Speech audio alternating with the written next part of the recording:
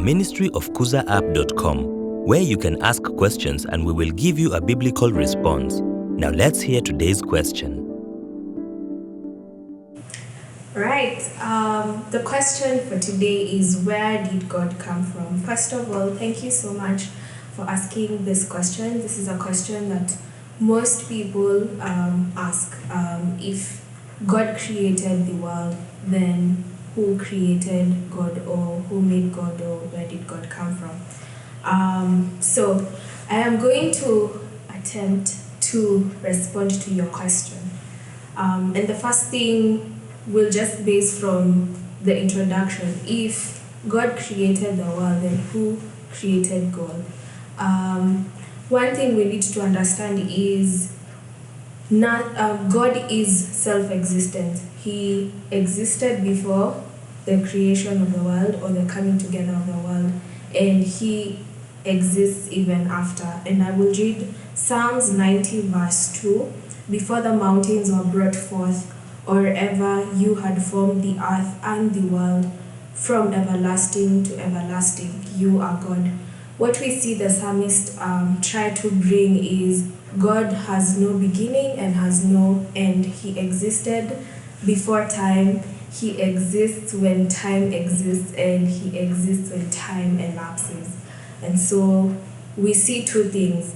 One, everything the world has made has a beginning.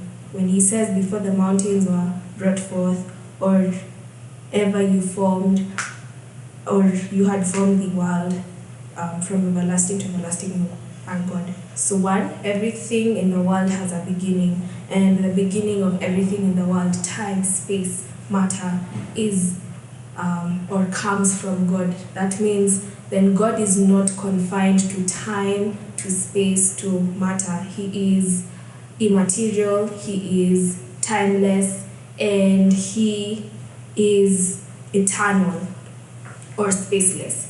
And so if then He holds time together, He holds matter together, He holds space together, then He is a perfect God, and so He cannot exist in the confines of time, matter, and space.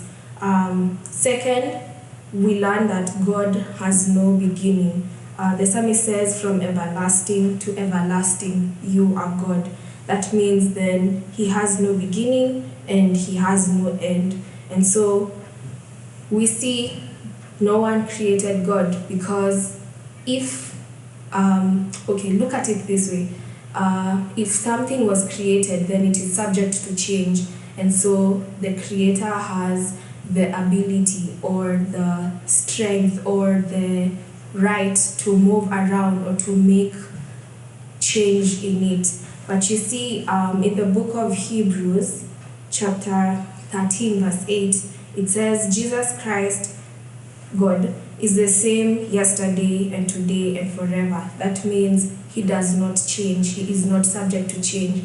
And the only thing that, or the only person who is, or rather, the created thing is subject to change. It can change. Time can change. Matter can change. Space can change. You can move around with your space. But then God cannot change. He's the same yesterday, today, and forever. And so, looking even at John 1:1-4, it says, in the beginning was the Word, and the Word was with God, and the Word was God. He was in the beginning with God, and all things are made through Him, and without Him not anything was made that was made. In Him was life, and the life was the light of men. Everything that exists in creation is dependent on Him who exists on Himself, Him who sustains life, sustains Himself. And so, to answer your question, who made God? Nobody made God. God exists eternally and by Himself. He's dependent on Himself. Thank you for watching, Uliza. Please check out more of our digital resources at kuzaapp.com. If you have a question that you would like a biblical response to, please send in your question to us at kuzaapp@gmail.com. Text us on 0799 254 254, or send us a message on our Facebook at Kuza App.